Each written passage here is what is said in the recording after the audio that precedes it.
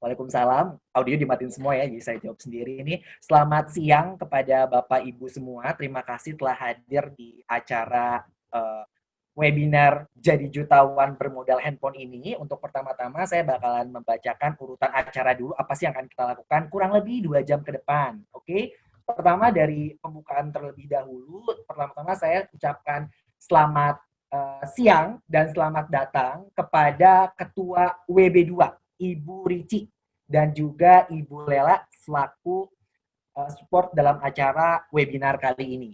Juga selanjutnya akan dilanjutkan dengan adanya perkenalan dari pembicara kita, Bapak Arif. Lalu kita juga ada pembacaan peraturan webinar. Selanjutnya kita lanjutkan dengan foto dulu. Sebelum materi kita foto dulu biar ketahuan nih muka-muka yang masih fresh. Lalu setelah kita foto bersama kita masuk ke materi. Setelah materi nanti kita ada tanya jawab. Tanya jawabnya mudah-mudahan sesinya cukup panjang ya biar pada puas semuanya. Setelah itu, setelah sesi pertanyaan, kita ada foto lagi. Jadi nanti ada perbandingan antara foto sedang fresh sama udah ngebul kali setelah menerima materi gitu ya. Terus juga selanjutnya ada pengisian data e-sertifikat dan juga terakhir penutup. Mungkin seperti itu aja. Dan selanjutnya saya jelaskan sedikit dulu sebelum masuk materi, harap disiapkan snack atau minumnya karena ini kita akan memiliki materi yang cukup sedikit panjang. Dan perlu saya pertegas sedikit bahwa materi ini adalah dengan judul Jadi Jutawan Bermodal HP. Jadi bukan berarti Bapak Ibu punya HP, terus Bapak jual, dapat 1 juta, dapat 1,5 juta, terus jadi jutawan. Bukan gitu ya maksudnya ya. Jadi bagaimana memanfaatkan handphone ini sehingga bisa menghasilkan uang.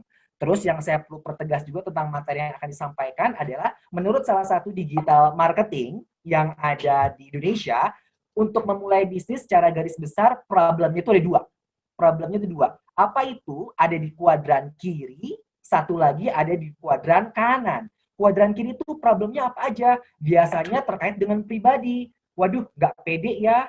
Waduh, males ya. Waduh, nggak enak ya. Waduh, nggak ada waktu ya. Wah, nggak bisa konsisten nih jualannya. Nggak enakan kalau misalnya ke temen jualan terus. Nah, itu problem-problem yang biasanya ada di kuadran kiri. Masalah-masalah gitu tuh. Nggak berani lah, nggak enakan lah, nggak ada waktu lah, nggak sempet lah. Sedangkan problem-problem yang ada di kuadran kanan itu berkaitan dengan skill. Misalnya, belum ngerti cara buka toko di Shopee, belum ngerti cara buka toko di Tokopedia, belum ngerti apa itu Google Ads, apa itu Instagram Ads, sama gimana sih bisa jadi jutawan bermodal HP. Nah, itu skillnya di sebelah kanan, problemnya di sebelah kanan. Jadi kalau misalnya nanti saya habis materi, ngerti sih materinya, bisa sih diterapinnya, tapi malas ngejalaninnya. Nah, yang salah bukan di materi itu berarti, tapi yang problemnya itu ada pada problem kuadran kiri tadi ya. Dan mudah-mudahan kedepannya mungkin BHI Training Center juga bisa mengadakan webinar untuk menjawab problem-problem yang ada di sebelah sana. Oke, kita lanjut langsung aja. Kita perkenalkan dulu. Tadi sudah saya sebutkan ya untuk urutan acaranya. Ini dia adalah pembicara kita pada siang hari ini, Mr. Arif Arya Rahmat. Saya sedikit bacakan sedikit tentang latar belakang beliau. Beliau ada merupakan lulusan dari Fakultas Ilmu Komunikasi S1 Universitas Padjadjaran 2012. Setelah berkuliah, dia punya beberapa pengalaman bekerja, mulai dari customer service hingga sampai leader customer service di PT Smart Friend. Lalu dilanjut dia masuk ke Triple Combo, merupakan suatu perusahaan yang bergerak dalam bidang jasa catering dan restoran. Dilanjut lagi menjadi content specialist di Hotel Salak di Heritage dan sekarang merupakan manajer dari public relation Salak Hospitality Group. Bapak Arif ini bisa disebutnya paket lengkap ya. Jadi benar-benar dia semuanya bisa, mulai dari awal ketemu langsung sama customer, door to door nawarin produk, sampai dengan dia masuk ke tingkat marketingnya. Dan setahu saya pada saat dia dulu memulai karirnya, dia pernah bisa sampai the best achievement on the year, penyampaian revenue tertinggi dalam 1 tahun dalam salah satu perusahaannya itu. Jadi dia benar-benar sudah paham banget di lapangan itu seperti apa. Lanjut dia masuk ke marketing di mana Pak Arif ini mengatur strategi, lalu akhirnya dia juga menyemplung atau tercebur di digital marketing. Dan sekarang Salak Hospitality Group, salah satu propertinya Hotel Salak ini bisa okupansi atau tingkat kepenuhan dari besar lah di Bogor. Itu ada kontribusi dari digital marketingnya di situ. Mungkin itu saja pengalaman sedikit. Sebenarnya Pak Arif ini paket lengkap. Tidak hanya digital marketing saja, mulai dari edit video, desain, dan lain-lain dia semuanya bisa. Tapi kali ini mungkin kita akan bahas bagaimana yang berkaitan dengan handphone aja. Nggak semuanya. Mungkin ada sisi lain nantinya. Oke, itu mungkin perkenalan sedikit Bapak Arif ini. Dilanjutkan, ini untuk peraturannya ya, disarankan menggunakan headset agar lebih terdengar lebih jelas. Lalu kita akan merekam webinar ini, akan direkam webinarnya, nanti mungkin bisa jadi benefit buat Bapak Ibu mungkin ya, kalau misalnya memang ada yang kurang apa atau seperti apa. Nanti pertanyaan itu tulisnya di chat. Kalau misalnya kita buka audionya masing-masing ribut, jadi nggak konsentrasi nantinya. Jadi untuk yang pertanyaan mungkin bisa nanti dipersiapkan, kalau misalnya ada yang tidak paham, kita tuliskan di chat. Terus peserta akan di-mute otomatis, dan di akhir kami akan memberikan form untuk e-sertifikat. Yang tadi saya ulang-ulang ya, untuk e-sertifikat. Oke, thank you, terima kasih banyak. Mungkin Mas Rahmat kita masuk sesi foto dulu, minta Ibu Bapak sebelum kita masuk materi, di open semua dulu kali fotonya. Mas Rahmat bisa dibantu kali ya? Ada lagi nih Ibu Ina nih, kayak belum dibuka nih Ibu Ina nih. Terus Ibu Nunung masih ke arahnya atas nih. Kita foto dulu Bu, kita bakal masuk materi, tapi tolong dibantu untuk fotonya dikeluarin semua dulu. Oke, saya cek dulu sudah ada 99 orang. Oke. Oke, Ibu Ratri belum dibuka ya. Oke Mas, udah pada rata-rata dibuka kali? Siap. Kita akan mulai. Oke, kita foto dulu, senyum semua. Kebetulan di sini udah 100 lebih, mungkin ada 4 kali foto ya. Oke, sudah oke Mas? Oke, sebentar. Ini ada ya. Waiting. Oke. Siap. Hitungan 3 ya. 1, 2, 3. Yes. Oke. Sebentar, saya save dulu. Oke, senyum semuanya sekali lagi Mas. Sekali lagi Mas. Dulu, sebentar. Oke. Saya save dulu. Oke. Yang kedua, yang layar kedua ya. Oke. Layar kedua. Hitungan 3. 1, 2, 3.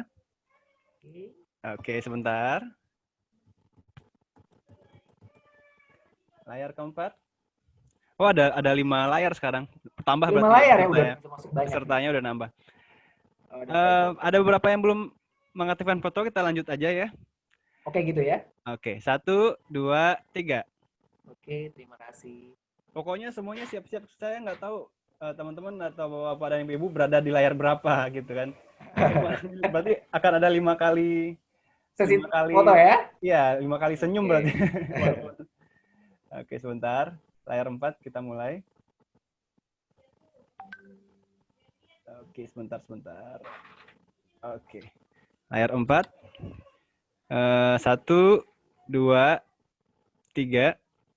Oke, sebentar saya save. Layar 5. Terakhir. 1, 2, 3. Oke. Sudah selesai Mas Fajar? Oke, terima kasih banyak. Ibu Bapak sudah ready semuanya ya. Pastikan sudah ready semua. Siap-siap catat, karena kalau misalnya nggak dicatat takutnya kelupaan. Bapak Arif sudah siap untuk materinya? Sudah. Oke, untuk acara dan tempat saya persilakan untuk Bapak Arif untuk memulai materinya. Untuk Bapak Arif dipersilahkan. Halo, selamat siang semuanya. Suaranya belum keluar, Mas. Halo, tes. Suaranya belum keluar, Mas. Suara sudah terdengar? Sudah. Oke, baik. Oke, perkenalkan tadi sudah dikenalkan sama Mas Fajar. Terima kasih atas kesediaan waktunya semua bapak-bapak, ibu-ibu, teman-teman semua yang hadir di webinar kali ini. Saya Arif Arya Rahman sebagai Corporate Sales and Marketing Promotion Manager di Salak Hospitality.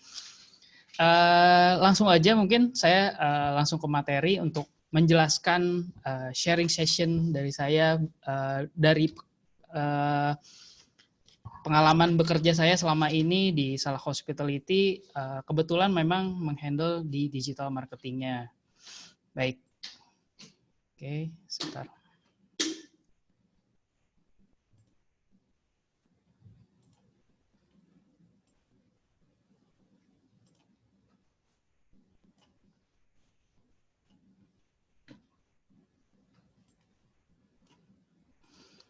Oke, jadi judul kali ini saya pengen memaksimalkan setiap bisnis, setiap usaha teman-teman dan rekan-rekan semua yang datang di webinar ini melalui konten marketing. Konten marketing ya. Jadi ada pertanyaan dari saya dulu nih untuk teman-teman. Pertama, saya pengen tahu dulu nih teman-teman, kira-kira bisnis apa sih yang kalian buat atau yang sedang dijalankan? Bisa ketik di kolom chat biar saya bisa baca dulu mungkin. Coffee cafe, kuliner, bakso aci, Oke. makanan, kuliner, cafe and resto, kuliner. Belum punya bisnis juga ada tuh, Mas. Oh iya, banyak ya. Kerudung, Oh, bisnis baju, frozen food, singkong frozen, soto Bogor, importir, Mas. wah hebat nih. Suplemen premium, Suplemen premium. kaktus, seminar, ada yang seminar juga tuh, Mas. Makanan, menjahit dan souvenir. Banyak, Mas. Oke, baik. Terima kasih Mas Fajar. Oke, teman-teman, saya sejauh ini sudah tahu ya beberapa bisnis dari teman-teman yang sudah dijalankan atau belum, atau mau yang punya rencana bisnis juga. Nanti kita bahas sama-sama bagaimana membuka peluang usahanya juga. Oke, jadi pertama kita bahas tentang apa yang beda dari konten marketing dan copywriting. Di sini pengertian dari konten marketing sendiri itu tujuan utamanya sebenarnya untuk mengenalkan awareness atau kesadaran branding dari kalian. Jadi kalau copywriting-nya itu tersebut pengertiannya adalah untuk biar memacu si pembeli saat membaca di sosial media ataupun website ataupun di e-commerce ataupun di marketplace yang kalian taruh untuk jualan, itu lebih ke keputusan untuk membelinya dipercepat. Jadi itulah perbedaan dari konten marketing dan copywriting ya. Ini karena saya bahas dulu pertama pengertiannya supaya rekan-rekan di sini bisa mengerti nanti yang topik selanjutnya yang akan dibahas.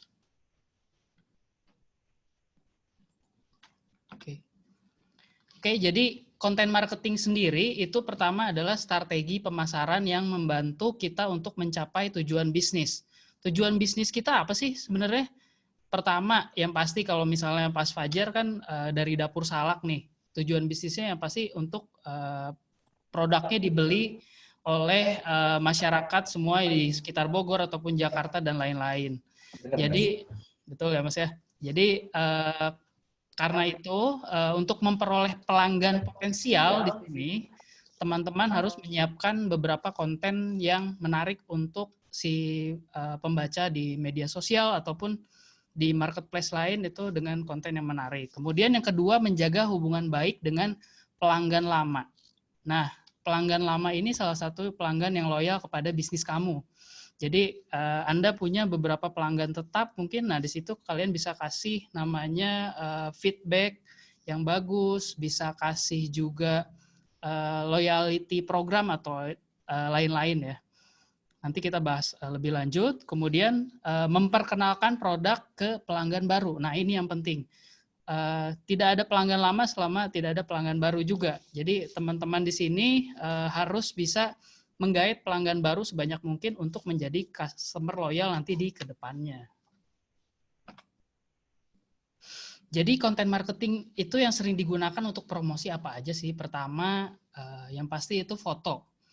Foto ini berupa gambar ataupun banner ataupun desain yang bisa kalian buat untuk di-share di sosial media.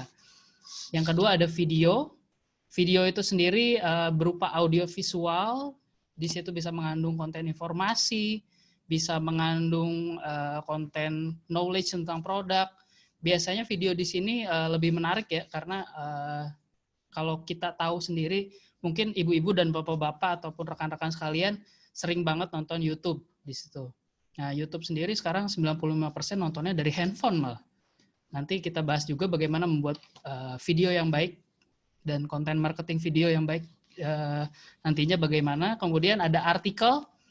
Artikel ini bisa tulis kalau kita jualannya bisa udah punya website ataupun blogspot juga is okay sebenarnya. Terus di situ ada infografis. Infografis ini sebenarnya berupa 100 sampai 1.500 kata, tapi bagaimana kita mengemasnya di infografis dalam berupa gambar visual yang menarik.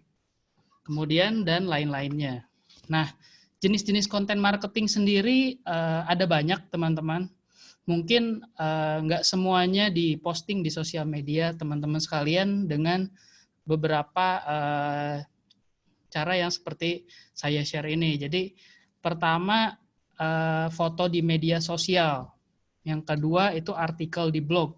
Terus infografis dan video.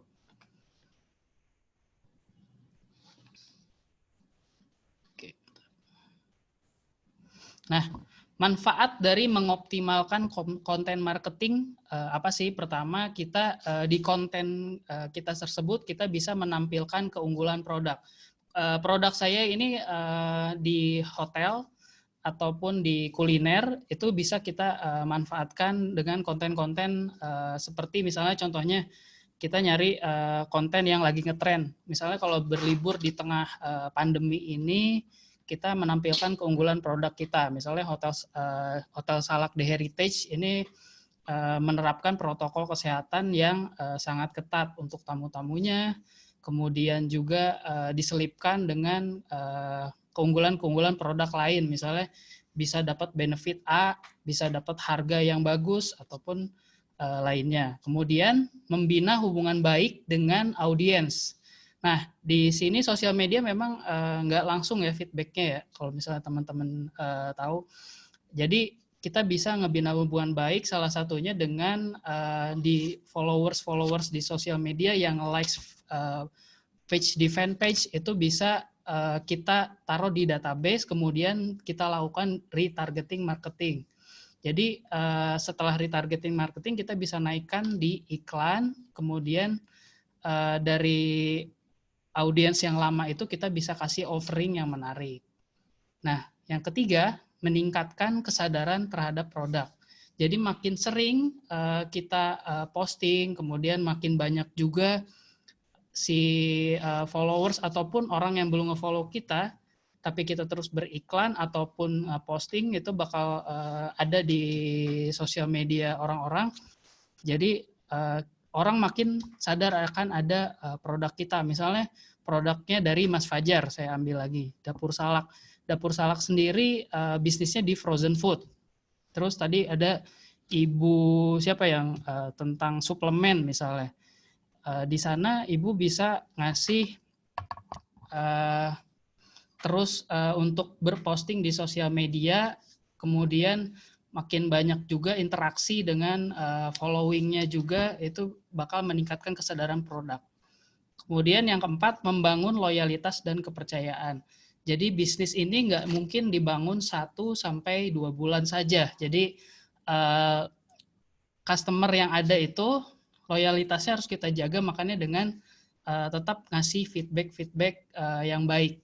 Kemudian karena kita yang jualan, tentunya kita yang paling paham juga produk kita. Jadi kita harus memposisikan kita ini sebagai ahli yang di produk kita. Karena kalau misalnya kita bukan menjelaskan produk itu tidak dengan ahli, maka gimana cara ngebangun loyalitas ataupun kepercayaan.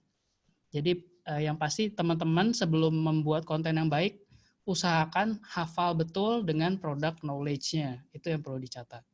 Kemudian yang terakhir, si konten marketing ini akan mempercepat keputusan pembelian. Kalau misalnya kontennya menarik, pengemasannya baik dari gambar, corporate identity, dan lain-lain itu akan semakin mempercepat keputusan pembelian, bisa cara registrasi ataupun pembelian langsung. Nah, manfaat dari mengoptimalkan konten marketing dengan copywriting. Nah, salah satunya tadi copywriting itu untuk mempercepat pembelian. Jadi kayak misalnya kalau misalnya di posting di Instagram ataupun di marketplace lain-lain, kita harus misalnya selipkan kata-kata promosi untuk mempercepat pembelian. Kayak misalnya order sekarang ataupun minggu ini promonya misalnya dari 20.000 jadi 8.000 khusus minggu ini. Jadi itulah salah satu attraction untuk menarik si audiens untuk membeli produk Anda. Kemudian membuat produk atau jasa Anda lebih menonjol daripada produk lain. Nah, pengemasan menonjol ini maksudnya adalah kita mengemas baik dari segi foto, baik dari segi video, kita buat yang berkualitas. Kayak misalnya sama-sama orang ada yang jual produk frozen food ataupun produk baju bayi dan lainnya. Tapi dalam segi pembuatan konten promosi hanya sekedar difoto, kemudian diposting di status WhatsApp ataupun lain-lain dengan angle yang kurang bagus. Nah, di situ kita harus coba diniatkan sendiri sedikit baik dari segi kualitas foto itu kita buat perbedaan yang bagus untuk jualan di online shop ataupun di sosial media. Nah, efeknya apa sih kalau misalnya setelah fotonya bagus, terus ada kata-kata promosi tadi yang misalnya order sekarang ataupun atau harga naik nanti minggu depan, itu akan memberikan hasil penjualan cepat dan tepat nantinya. Nah, ini tips membuat copywriting yang efektif. Pertama, rekan-rekan bisa tulis konten dengan headline yang menarik. Karena kalau yang kita tahu ya, mungkin teman-teman juga pernah baca kayak di Facebook, Instagram, ataupun Twitter, di TikTok sekalipun kalau misalnya caption itu yang pertama kan ada see more tuh yang bawahnya ya, ataupun lihat lebih banyak gitu. Itu jarang ada yang orang ngeklik kalau jualan. Jadi pastikan kata-kata headline pertama itu sangat menarik. Jadi kita tunjukkan misalnya keunggulan produknya. Beli 3 dapat 1 atau headline produk lain kayak misalnya promo 350.000 bisa nginep dengan breakfast di Hotel Salak, misalnya kayak gitu salah satunya.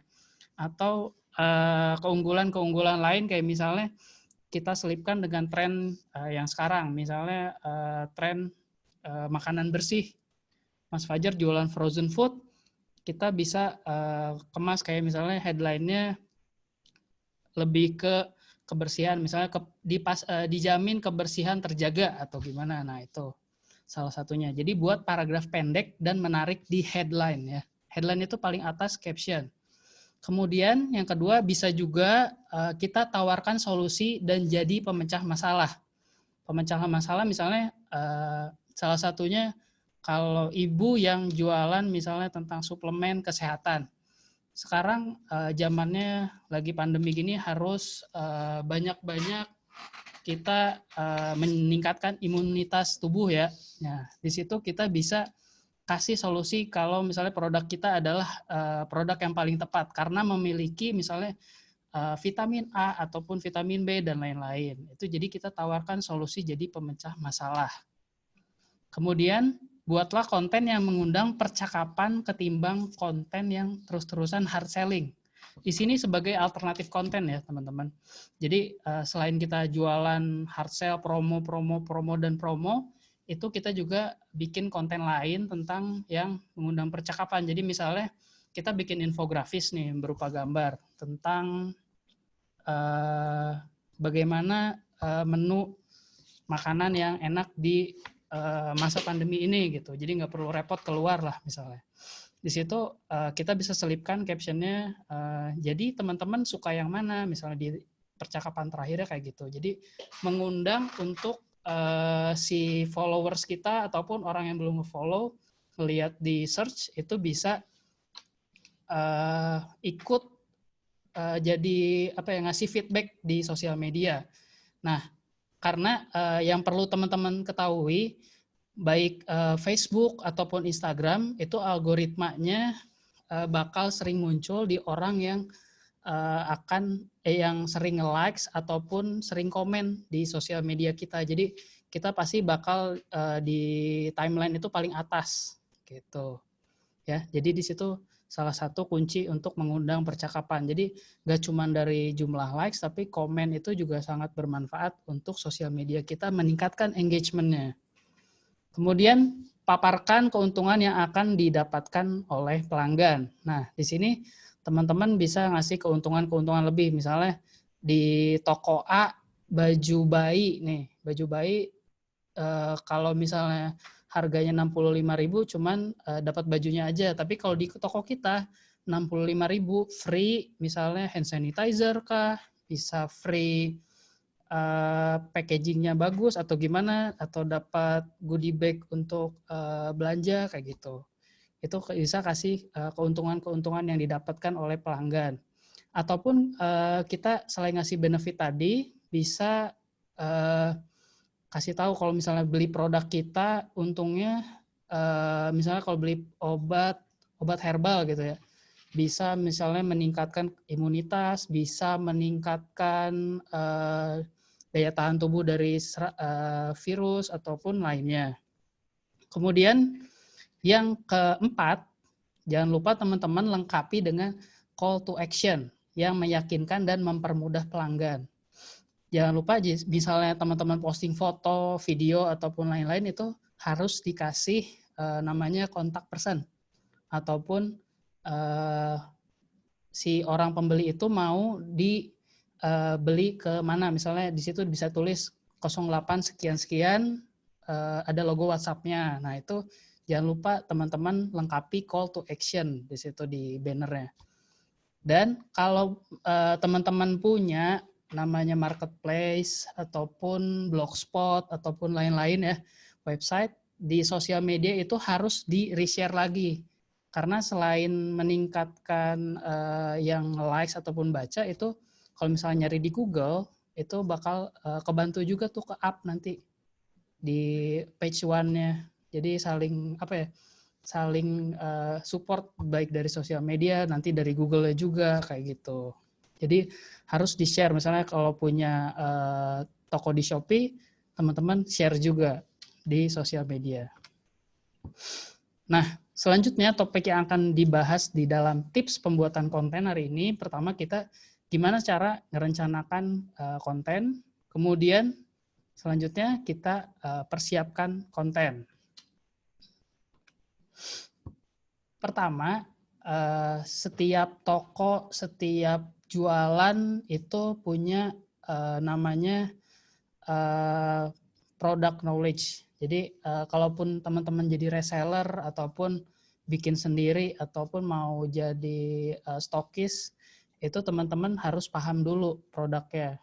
Kayak Mas Fajar misalnya jualan seputar frozen food. Frozen food ini terbuatnya dari apa sih? Terus isinya berapa, harganya berapa, harga jual ataupun harga reseller. Nah, di situ teman-teman harus paham betul produk, baik spesifikasinya, terus apa yang akan ditawarkan. Jadi di situ teman-teman bisa lebih expert daripada pembeli kalaupun ditanya salah satu pertanyaan yang sulit. Kemudian kita bikin namanya segmentasi target audience. Kalau di sosial media, saya ambil contohnya dari Instagram, itu dengan mudah banget kalian bisa buka namanya di situ ada menu insight. Nah, di situ kalian bisa segmentasikan siapa sih yang paling sering kamu lihat di profile Instagram itu antara umur berapa sampai berapa, terus harinya apa. Nanti teman-teman bisa klasifikasikan si baik dari segi umur, terus baik dari segi kelas ekonomi, up, middle, ataupun cenderung ke bawah. Nah, dari situ teman-teman lakukan penelitian. Nah, setelah lakukan penelitian, misalnya, oh berarti ini yang banyak yang beli produk saya, ataupun yang banyak komen Instagram, ataupun likes di Instagram saya, ataupun di marketplace yang ngechat, itu rata-rata ekonominya kelas B ke C, ataupun umurnya di antara 20 sampai 30 tahun. Nah, di situ berarti teman-teman nanti melakukan penyesuaian konten. Ya, nggak bisa tuh kalau misalnya teman-teman targetnya umur muda tapi kontennya terlalu profesional. Misalnya dengan bahasa-bahasa yang terlalu canggih, kayak misalnya bahasa yang berat lah, kayak misalnya lebih ke profesional, lebih ke bisnis corporate dan lain-lain. Jadi teman-teman bisa pakai aku kamu kah, ataupun hey guys dan lain-lain kayak gitu ya. Jadi pilih audiens itu harus cermat, dan karena audiens itu mempengaruhi konten marketing yang harus disesuaikan oleh kita. Kemudian jangan lupa untuk membuat kalender konten. Jadi kalender konten ini merencanakan aktivitas konten yang bisa ngebantu untuk kita mengingat peristiwa-peristiwa penting. Kayak misalnya peristiwa penting salah satunya kalau lagi ada misalnya mau tahun baru ataupun lebaran. Nah, di situ kita buat perencanaan biasanya 1 bulan sekali, kita udah bikin full kalender, ataupun 3 bulan sih lebih baik. Jadi kita bisa tahu nih hari-hari yang long weekend apa, ataupun ada tanggal-tanggal cantik kayak di misalnya di salah satu marketplace di Shopee atau Tokopedia kemarin ada 99 flash sale. Nah, itu kita bisa ikutan juga di situ. Jadi kita ngelihat tren pasar plus bisa ngasih benefit lebih ke followers kita ataupun calon pembeli kita ya. Kemudian memberi jarak 1 post per hari untuk menjaga konsistensi. Jadi karena algoritma sosial media baik di Facebook, Instagram, itu sekarang udah nggak mentingin namanya post tiap hari ataupun post sehari 3 kali atau makin banyak ngepost makin bagus. Karena sekarang sosial media itu yang banyak nge-like sama komen itu yang bakal terus ke atas. Jadinya itu jadi kita jangan terlalu sering ngepost, tapi postnya biarpun 1 kali tapi berkualitas bisa nge-engage followers kita. Nah, kemudian yang terakhir memastikan konten itu dapat diunggah tepat waktu dan tepat sasaran. Tepat waktu ini setiap bisnis itu beda-beda ya, nggak bisa saya samakan. Kayak misalnya bisnis saya di hotel, itu ramenya kalau misalnya dilihat di insight di Instagram ataupun di Facebook, itu ramenya di sekitar hari Senin sama Jumat. Dan waktunya juga beda-beda. Bisa ada yang jam 10 pagi, bisa ada yang jam 18 sore. Nah, teman-teman bisa lihat sendiri di sosial medianya nanti di kolom insight, itu bisa ngelihat waktu yang tepat kapan sih. Nah, saat udah kita teliti waktu yang tepat kapan, nah kita bisa diposting di jam tersebut gitu nantinya. Oke.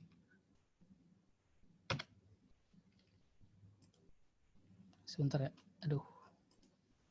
Nah, kemudian ini ada 4 tahap mempersiapkan konten. Pertama, kita harus buat konten yang berkualitas dan sesuai tren. Misalnya tadi tren sekarang apa sih di tengah pandemi ini, kehidupan lebih bersih, jaga protokol kesehatan. Nah, berarti produk-produk kita harus salah satunya nge-influence dari tren-tren yang sedang ada. Kayak misalnya contohnya kalau misalnya hotel, berarti tadi hotelnya harus lebih menjaga protokol COVID. Nah, terus kita juga lomba-lomba masukin elemen-elemen kesehatan, misalnya ada dikasih benefit hand sanitizer ataupun masker, kemudian kita juga bisa ngedaur ulang konten. Jadi ngedaur ulang konten itu nggak masalah ya, misalnya foto yang sama ataupun video yang sama kita posting, tapi kita kasih jangka waktu tertentu. Jangan tiap hari postingnya itu aja, nah itu jangan.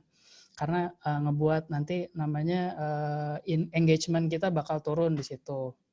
Jadi harus disesuaikan dengan tren yang ada, kemudian promosi dan distribusikan konten kita ke semua yang kita punya channelnya. Misalnya kalaupun di Instagram postingnya A, berarti di Facebook juga harus posting A gitu. Kemudian di Shopee juga kalau misalnya kita ngadain promo di sosial media, kita samakan juga harganya di sana.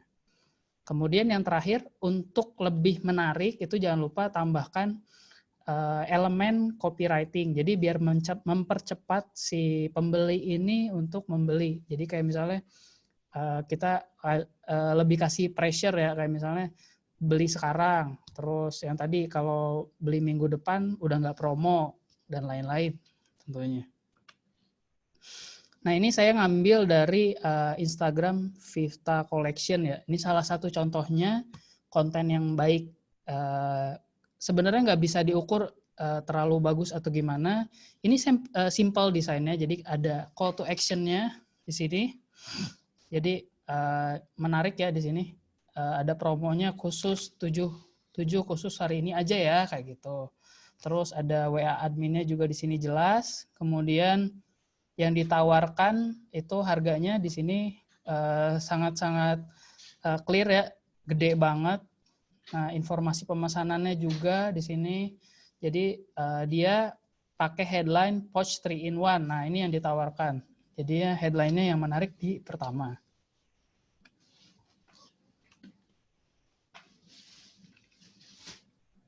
Oke.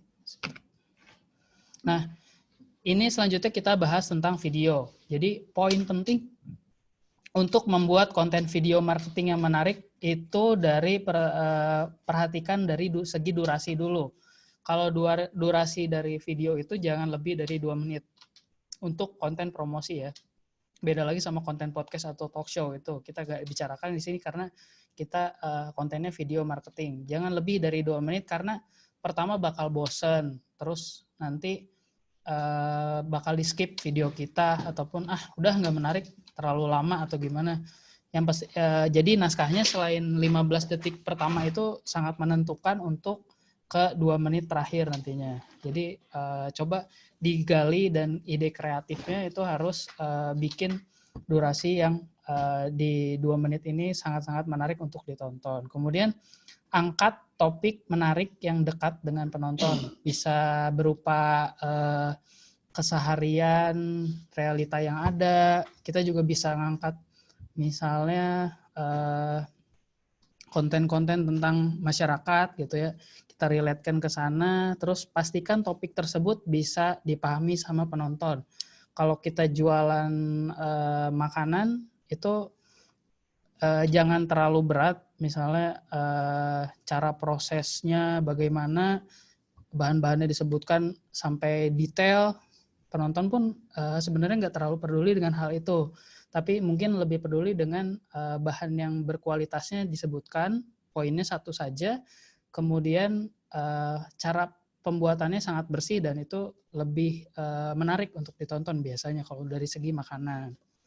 Kemudian yang keempat, tawarkan solusi melalui penggunaan produk Anda. Jadi kalau misalnya pakai produk makanan kita, kita kasih solusi nih, bisa kasih free delivery ataupun packagingnya bagus. Jadi kalau misalnya buat gift ataupun buat hadiah dan lain-lain ataupun bingkisan itu sangat-sangat bagus contohnya. Terus yang pasti, yang terakhir, pastikan konten mudah diingat dan tidak membosankan. Ini yang terakhir berhubungan dengan brand kita juga di sini. Kalau misalnya rekan-rekan sekalian buat toko online, bikin logo ataupun nama itu jangan sembarangan. Karena biar brand kita tetap kuat. Kayak misalnya, saya punya teman, dia bisnis cireng. Bulan pertama dia namanya misalnya Cireng Iwan. Nah, terus bulan selanjutnya dia ganti bisnis lagi. Dia jualan kopi. Jadi misalnya copyright atau apa gitu kalau nggak salah. Nah, di situ bakal ada namanya rugi dalam hal branding nantinya. Jadi kalau bisa kita buat satu branding saja, baik dengan identitas warna ataupun lebih ke corporate brandingnya itu sama nantinya. Jadi kalau misalnya produknya banyak, coba dikonsenkan. Jadi misalnya jualan makanan dengan nama brand yang satu. Misalnya contohnya kayak jualannya Mas Fajar. Dia jual sop buntut, jual kelapa tart dan lain-lain, pastry, tapi bisa di-combine dengan nama dapur salak kayak gitu. Jadi lebih general, tapi nggak usah ganti-ganti branding. Tiap ada makanan hits diganti gitu, itu kurang baik. Jadi harus biar mudah diingat si kontennya ataupun toko kita.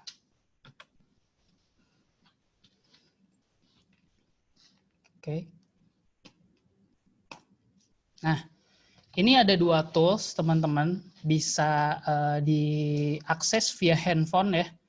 Bisa dibuka di Google Chrome-nya. Itu pertama ada kalau kita lagi cari tren-tren yang lagi ngetren nih, yang related dengan usaha kita, bisa buka namanya trends.google.com. Jadi Google Trends ini ngebantu kita untuk menelusuri secara online ya, kata-kata kunci apa yang lagi naik nih minggu ini ataupun hari ini, itu bisa cepat kita tahu. Kalau Google Alerts ini jadi fitur gratis juga dari Google. Jadi dia akan ngirimin ke Gmail kita notifikasi-notifikasi yang kita udah set di kata kunci tertentu. Misalnya saya tentang hotel. Nanti kita ketik hotel di situ di google.com/alerts, itu bakal kita nerima seputar informasi yang lagi ngetren tentang hotel, yang keyword hotel bakal ada kirim ke Gmail kita. Nah, ini salah satunya tool analisa dan schedule otomatis untuk Instagram dan Facebook. Jadi teman-teman bisa buat kalender konten, bisa dalam sebulan, seminggu, ataupun 3 bulan ke depan. Ya, jadi bisa schedule otomatis, bisa langsung diakses di business.facebook.com/creator studio. Nanti bisa cek sendiri setelah webinar. Ya, di situ ataupun download aplikasinya di Google Play Store ataupun App Store, itu ada ya. Namanya Facebook Creator Studio.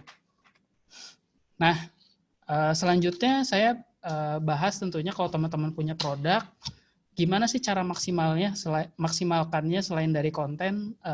Kita bisa pakai smartphone. Kita bahas tentang marketplace dan platform lain yang bisa menunjang teman-teman jualan di sini. Jadi teman-teman bisa koneksikan HP dengan seluruh customer sebagai dasar jualan, dan jangan cuman update status via sosial media. Misalnya update status di sosial media sendiri ya, atau story.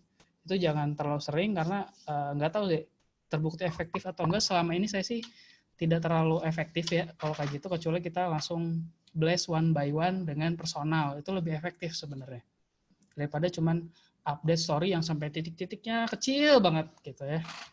Nah, ini saya ada beberapa rekomendasi. Ini saya nggak di-endorse, tapi ini berdasarkan link di bawah, di sebelah kanan bawah ya, teman-teman. Shopee dan Tokopedia memang marketplace paling besar di Indonesia ya. Terus untuk bisnis kuliner, teman-teman itu bisa pakai GoFood. Nah, nanti kita kupas tuntas di sini semuanya sampai beres. Gimana cara yang baik jualan di Shopee, Tokopedia, dan GoFood. Nah, sebelumnya teman-teman harus tahu dulu nih, Shopee dan Tokopedia itu termasuk dalam marketplace. Jadi tempat di mana semua orang belanja online ataupun melakukan pembayaran dan lain-lain. Jadi yang install aplikasinya itu pasti mau belanja atau lihat-lihat belanjaan. Bener gak? Ya, jadi gak ada tuh yang misalnya install Shopee cuman buat main game ataupun siram-siram tanaman dapat cashback. Jadi gak ada tuh yang kayak gitu. Jadi biarpun dapat cashback itu pasti fungsinya untuk belanja lagi gitu. Si Shopee buat program seperti itu. Jadi ini memang tepat banget kalau teman-teman mau jualan itu harus di marketplace salah satunya, selain di sosial media ya. Jadi gimana cara memulainya sih teman-teman kalau misalnya mau jualan di Shopee ataupun Tokopedia? Pertama kita yang pasti harus daftar akun dulu. Nah, buat identitas toko secara profesional tentunya. Jadi teman-teman jangan pakai, kadang-kadang suka lupa tuh. Jadi nama misalnya Arif Arya Rahman, terus jualan baju bayi, terus ada makanan dan lain-lain lah, banyak lah ya. Sampai celana jeans pun saya jual gitu misalnya. Itu sebenarnya dilihatnya kurang profesional. Jadi lebih baik pisahin nama pribadi dan buat akun baru di marketplace ya. Jangan digabung kalau bisa. Karena itu lebih kredibel nanti dilihatnya. Kemudian buat juga nama yang mudah diingat. Jangan lebih dari misalnya 3 frase kata. Misalnya toko baju Haji Nawawi bagus banget misalnya gitu. Jangan. Cukup disimpelkan misalnya dapur salak ataupun lainnya. Jadi jangan terlalu panjang. Kemudian kita research lagi masalah harga. Kalau kita jualan frozen food, misalnya kita harus research market dengan bandingkan harga dengan orang lain. Misalnya orang lain ngejual risol bolognese frozen, terus kita bandingin dengan toko lain. Jangan terlalu mahal, jangan terlalu murah juga. Karena yang murah itu belum tentu laku juga. Kadang-kadang orang itu mikir ya, ini kenapa murah banget? Takutnya bahannya tidak berkualitas. Misalnya kalau baju itu berarti gampang robek ataupun cepat kalau bahasa Sundanya mah ngebrudul gitu ya. Jadi harus atur strategi harga berdasarkan riset dari marketplace ataupun dari sosial media. Nah, ini tips jualan di marketplace. Pertama, harus jelas, teman-teman. Jadi, teman-teman itu gunakan foto yang jelas, bukan foto diambil dari Google. Kalau bisa, kalau ada produknya, kalian beli dulu misalnya, terus foto sendiri secara menarik, taruh di marketplace. Kemudian, tuliskan secara jelas juga deskripsi produk dengan jelas ya. Misalnya kalau jualan baju, berarti teman-teman di situ harus tampilkan ukuran bajunya, warna bajunya, terus term and condition. Kayak misalnya kalau jualan baju tuh makanya suka banyak deskripsi biar nggak akan disalahin nantinya kalau ada beli. Kayak misalnya ini bahannya apa sih, misalnya cotton combat 30S, terus ukuran bahunya berapa, terus cara pencuciannya kalau bisa disebutkan juga. Misalnya kalau ada baju yang rentan untuk misalnya dicuci barengan dengan baju lain, harus di dry clean atau gimana, itu tuliskan di deskripsi juga. Kemudian jangan lupa tulis nama produk di awal, lalu nama brand Anda. Misalnya kalau di Shopee itu ataupun di Tokped, biasanya yang jualan gamis ataupun jualan obat herbal gitu ya, tulis aja misalnya obat kunyit toko A. Nah, misalnya kalau enggak, misalnya kerudung anti tembem, itu ada kayak kalau nggak salah ya, kerudung anti tembem hijab Esa misalnya. Kalau enggak untuk jualan makanan bisa juga teman-teman taruh nama produknya misalnya frozen food bolognese dapur salak misalnya kayak gitu. Kemudian teman-teman juga harus tanggap. Jadi si marketplace ini biasanya di setiap tanggal tertentu itu nyediain namanya promo. Jadi tapi promo ini harus teman-teman detail lebih tahu juga, karena beberapa promo ini menjebak. Jadi kadang-kadang kalau misalnya nggak di breakdown ulang harganya, itu malah kita yang rugi. Jadi ada promo yang ditanggung oleh si toko gitu. Jadi si marketplace ini antara Shopee ataupun Tokopedia menyediakan promonya, tapi diskonnya itu semua ditanggung kita. Jadi kita dapatnya lebih sedikit gitu. Itu harus hati-hati ya teman-teman. Jadi harus diperhitungkan secara matang dengan benar. Kemudian tanggap selanjutnya, kalau misalnya ada yang nanya-nanya, balas chatnya, respon time-nya kalau bisa cepat gitu. Jangan sampai delay 6 jam. Terus gimana Kak kalau misalnya kita sambil kerja sambil jualan gitu ya? Itu yang paling susah sih sebenarnya. Harus ngebagi waktu, karena memang kalau jualan tuh harus fokus ya. Itu jadi mungkin kita alternatifnya bisa pakai chatbot, di situ disediakan. Cuman jangan terlalu sering, lebih baik balas secara personal. Jadi yang terakhir, balas setiap pertanyaan bukan dengan respon yang pertanyaan tertutup ataupun pernyataan tertutup. Ini contohnya. Jadi misalnya teman-teman ada yang nanya nih di marketplace ataupun di sosial media ya, dari pembelinya, Mbak, ready nggak sih barangnya gitu. Terus si yang jualnya kita nih cuma jawab, ready Kak. Udah aja, 2 tahun kemudian. Gak dibalas-balas tuh ya. Nah ini contoh percakapan tertutup yang nggak ngundang untuk call to action ya teman-teman. Jadi yang baik gimana sih? Ini salah satunya contoh percakapan terbuka, kemudian kita upselling. Jadi, Mbak barangnya ready nggak? Ready Kak, ada warna biru, merah, kakak mau ambil yang mana? Warna merah ataupun warna biru? Nah, kita langsung tanya di situ, kemudian kita tawarkan benefit selanjutnya, keunggulan di toko kita. Kakak kalau mau ambil satu atau dua, kakak mau ambil satu atau dua, kalau dua diskon loh, sekian, gitu misalnya. Itu salah satunya ya. Terus, kayak misalnya ada pembeli yang nanya lagi misalnya, nggak ngebalas-balas lagi nih abis kita nanya, gini malah ngejawab, ntar deh pikir-pikir dulu. Nah itu juga kita jawab, jangan cuman oke deh Kak gitu ya, atau enggak ya nggak jadi, misalnya malah kasih emo sedih gitu ya. Jangan, kita jawab dengan pertanyaan lagi, pernyataan dan upselling lagi. Misalnya kita bisa kasih teks kayak gini, misalnya apa sih yang buat kakak ragu-ragu atau mikir-mikir dulu. Nah biar ada pertanyaan lagi, jadi terjalin interaksi kayak gitu. Nanti jadi kedepannya bisa kasih input buat kita gitu ya. Terus kita bisa kasih upselling lagi atau enggak kasih harga promo khusus di situ. Nah selanjutnya itu tadi cara percakapan. Nah jadi kalau teman-teman belum punya ide bisnis, itu cocoknya jadi dropship, stokis, atau reseller sih gitu kan. Ataupun yang kadang ada ya di webinar ini mungkin masih rencana untuk pengen buka bisnis apa. Nah ini salah satunya, jadi pengertiannya dropship itu kita cukup beli langsung ke produsen, terus kita dari pembeli beli langsung ke produsen, tapi melalui kita nanti si produsen akan ngirim produk tersebut ke pembeli dengan nama toko kita gitu. Jadi kita nggak harus modal gede, itu bisa jadi dropship ya.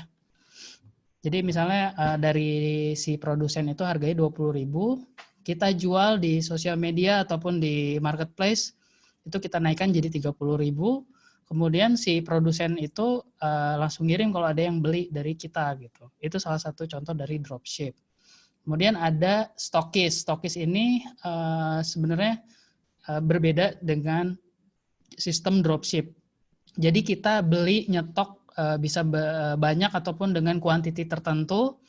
Kemudian kita langsung jual ke pembeli. Biasanya sih advantage dari stokis itu kita bisa dapat harga yang lebih murah daripada sistem dropship ya.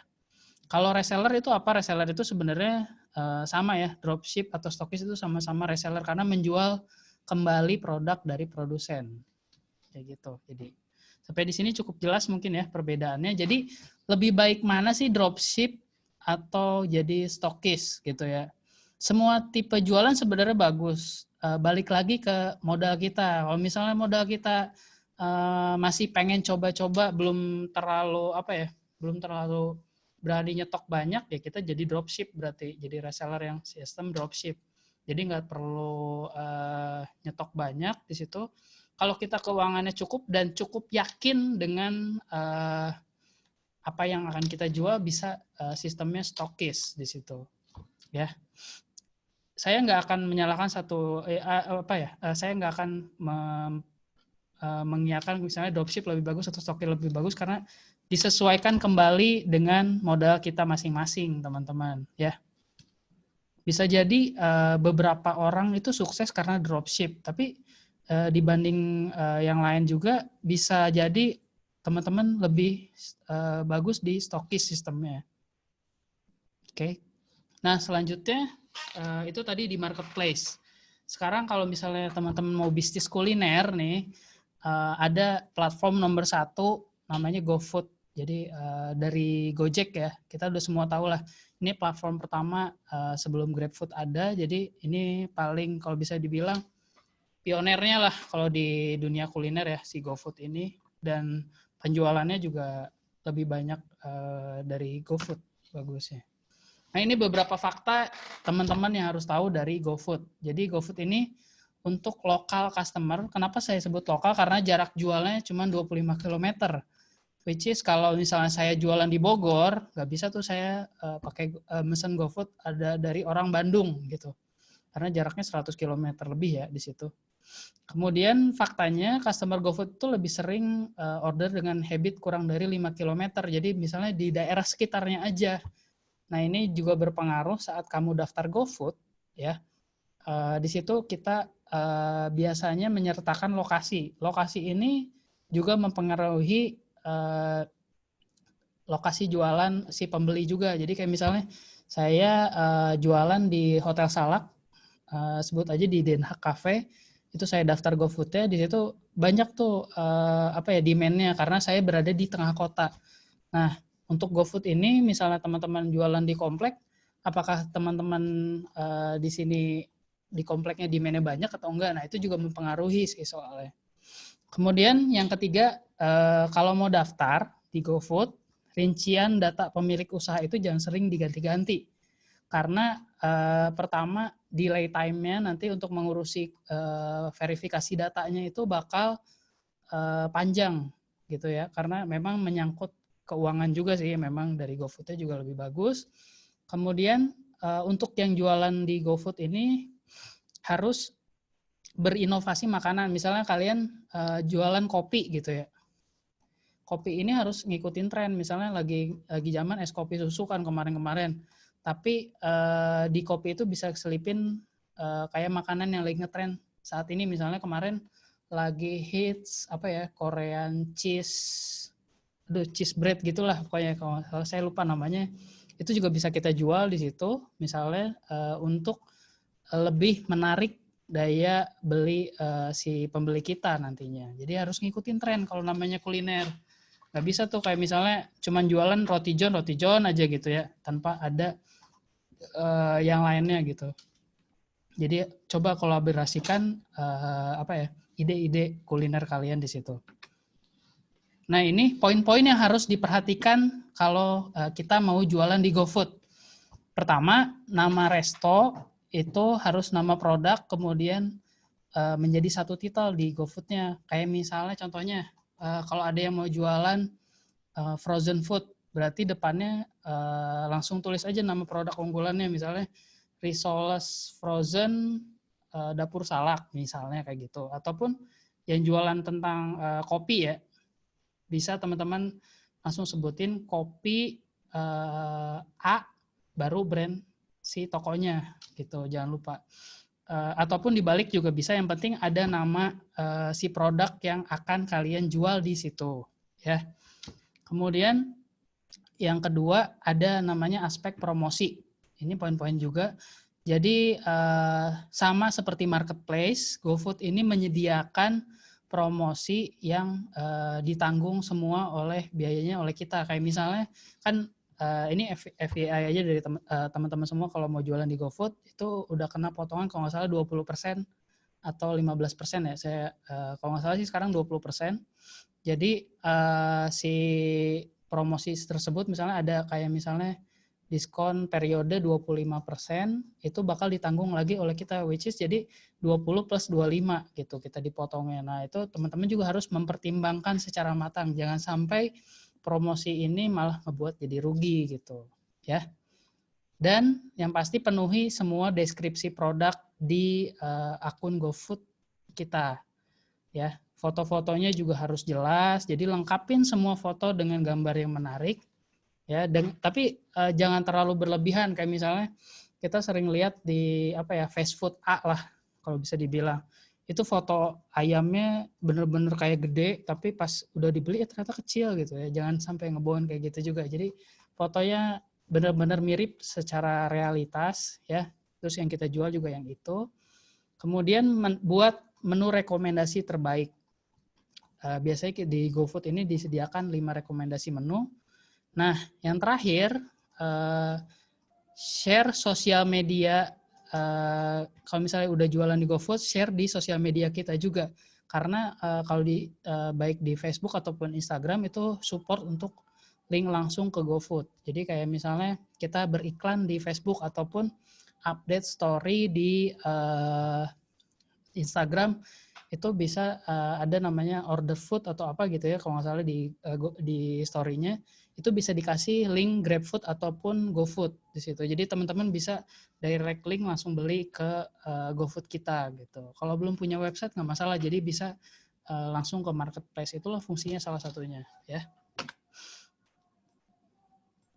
Nah, yang pasti kalau jualan itu harus dilakukan langkah pertama. Jadi kita harus bisa dalam diri sendiri seperti yang tadi dikatakan Mas Fajar. Kalau misalnya udah dapat ilmunya, gak akan mungkin langsung pinter karena harus berdasarkan pengalaman dan racikan-racikan apa ya, market tertentu. Jadi teman-teman nggak bisa tuh misalnya habis dari webinar ini langsung pinter, tapi yang penting dipraktekkan apa yang tadi saya sudah omongin, terus langsung dilakukan gitu ya.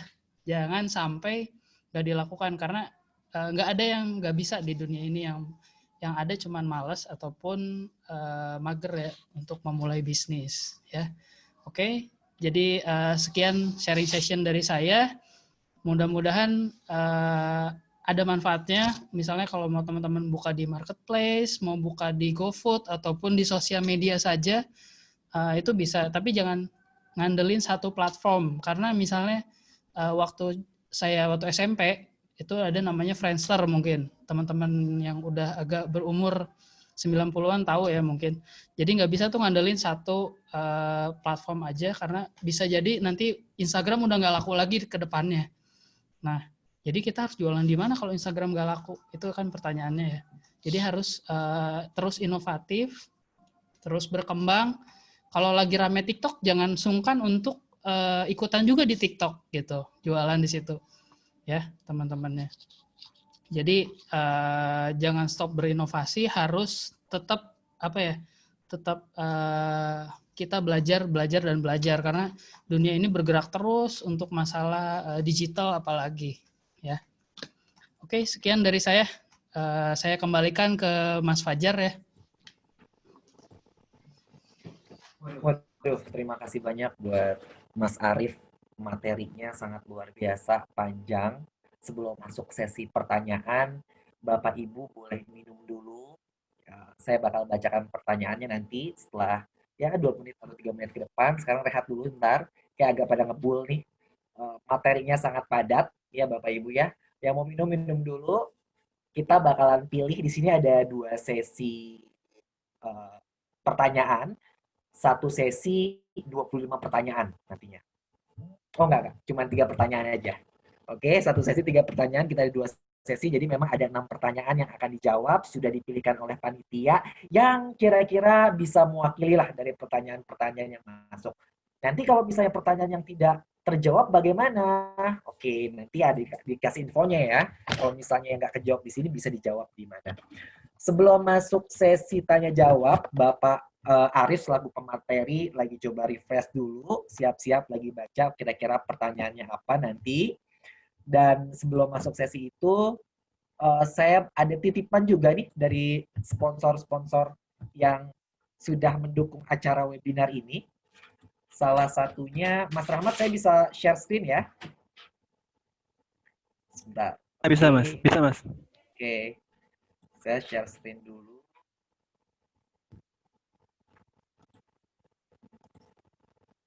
Oke, share screen pertama kami. Ini salah satu memang... Oke, udah kebuka ya? Mas Rahmat? Sudah kebuka Mas. Oke, terima kasih. Tadi saya sempat baca pertanyaan-pertanyaan. Ada masuk dari Mbak Fiski, kalau nggak salah. Mbak Fiski ngomong, Mas, pengen bisnis, tapi nggak ada modal, nggak ada dana nih. Gimana caranya? Gitulah secara garis besar. Terus juga ada dari Alexa ya, kalau nggak salah. Mahasiswa katanya Mas Alexa ini. Kata Mas Alexa, saya rencananya sehabis kuliah mau mulai bisnis nih, makanya belajar dulu, katanya kayak gitu. Nah, di sini kita adalah salah satu supporter atau sponsor kami, menawarkan peluang usaha sebelum nanti Bapak Arif jawab pertanyaan-pertanyaannya. Peluang usahanya, peluang usaha apa sih? Oh, frozen food. Dan tadi juga kebetulan pada saat kita tanya di awal, udah banyak ternyata yang ikut webinar ini punya usaha. Jadi nggak usah khawatir, yang belum punya, kita ada peluang juga usahanya. Yang sudah punya, coba diperhatiin, mungkin bisa jadi peluang usaha buat sanak atau kerabat yang lain, yang memang lagi cari-cari peluang usaha. Karena di zaman sekarang, pandemi seperti ini, pasti ada aja deh lingkungan kita yang lagi uh, kena potongan gaji lah, kena PHK lah, kena dirumahkan lah. Mungkin ini menjadi salah satu solusi. Jadi buat yang